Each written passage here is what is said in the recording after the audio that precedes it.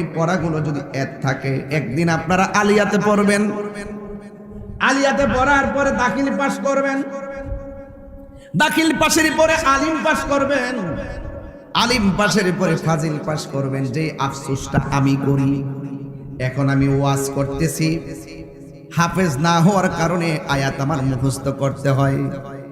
যদি আমি হাফেজ হইতাম কত সুন্দর করে আমি তাফসির করতে পারতাম, যেহেতু অর্থ তুলতে পারি। হাফেজ হওয়ার এত মূল্য, আপনি যদি হাফেজ হওয়ার পরে আলেম হতে পারেন, তাইলে আপনি খেদমতগুলা অনেক সুন্দর করতে পারবেন, কোরআনের অর্থগুলো জাতিকে ভালো করে বোঝাতে পারবেন, নামাজ পড়াইতে গেলেও সহি শুদ্ধভাবে আপনি ইমামতি করতে পারবেন।